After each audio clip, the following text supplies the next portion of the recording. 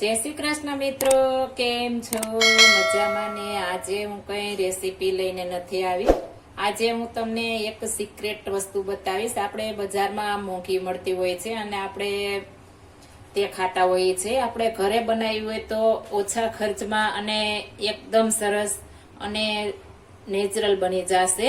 એટલી મસ્ત આપણે આ રીત હું તમને બતાવીશ। આપણે એકદમ સરસ સ્મોકી બિસ્કિટ બનાવવાના છીએ। આપણે બજારમાં ઘણા ખરા મોંઘા હોય છે, તમને ખ્યાલ જ છે કે મોંઘા હોય છે। તો આપણે આ 10 રૂપિયાના બિસ્કિટમાંથી આપણે એકદમ સરસ સ્મોકી બિસ્કિટ બનાવીશું। આપણે આ સ્મોકી બિસ્કિટ એકવાર ઘરે બનાવશું તો નાના બાળકોને આપણે દઈ શકીએ છીએ અને આપણે બહારનું દઈએ તો આપણા બાળકોને પણ નુકસાન કરે છે। તો આપણે ઘરે બનાવ્યા હશે તો એકદમ સરસ અને હેલ્થી થશે। આપણે ઘરે બનાવીશું તો આપણે એકદમ નિજી ખર્ચામાં તૈયાર થઈ જશે। તો આપણે આ સ્મોકી બિસ્કિટ બનાવવા માટે મેં ઓરિયો બિસ્કિટ લીધા છે। તો આ ઓરિયો બિસ્કિટ માંથી પણ બને છે અને ગમે તે બિસ્કિટ તમે સ્મોકી બનાવી શકો છો, પણ મારા ઘરમાં બધાને ઓરિયો બિસ્કિટ પસંદ છે। આપણે કોઈ પણ ક્રીમ વાળા બિસ્કિટ લઈ શકીએ છીએ। આપણે આ સ્મોકી બિસ્કિટ બનાવવા માટે મેં ઓરિયો લીધા છે। આપણે ક્રીમ વાળા કોઈ પણ ચાલે। આપણે આ બિસ્કિટ એકદમ સરસ મસ્ત મજાના બિસ્કિટ લીધા છે। તમે કોઈ પણ ક્રીમ વાળા બજારમાં મળે છે તે લઈ શકો છો અને તેનાથી પણ આપણે મસ્ત બનશે, પણ ક્રીમ વાળા લેવાના છે। આ સ્મોકી બિસ્કિટ આપણે ક્રીમ વાળામાં મસ્ત બને છે।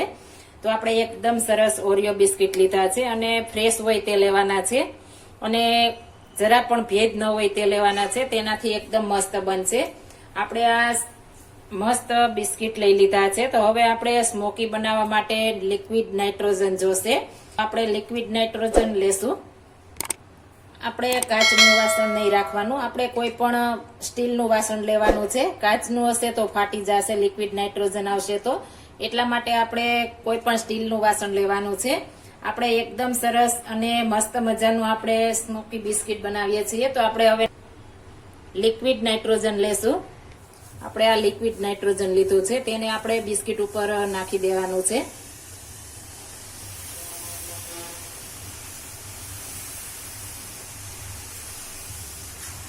આપણે થોડી વાર આમ રહેવા દેશું।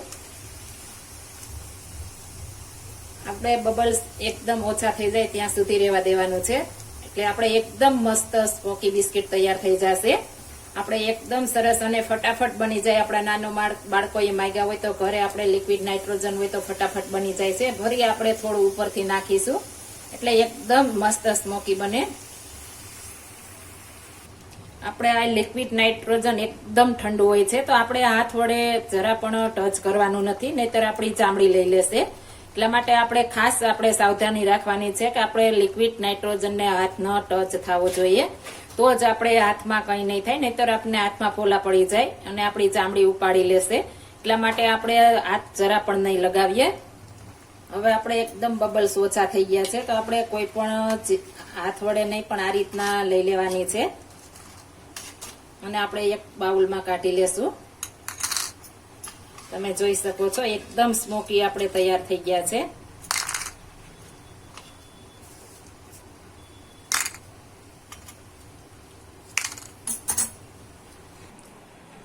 આ રીતના આપણે ખાઈ શકીએ છીએ, એકદમ સરસ અને આપણે એકદમ હેલ્થી એવા આપણે ઘરે તૈયાર થઈ ગયા છે। તો આ રીતના ઘરે બનાવ્યા હશે તો નાના બાળકોને પણ ખાવાની મજા પડી જાય તેટલા મસ્ત બન્યા છે।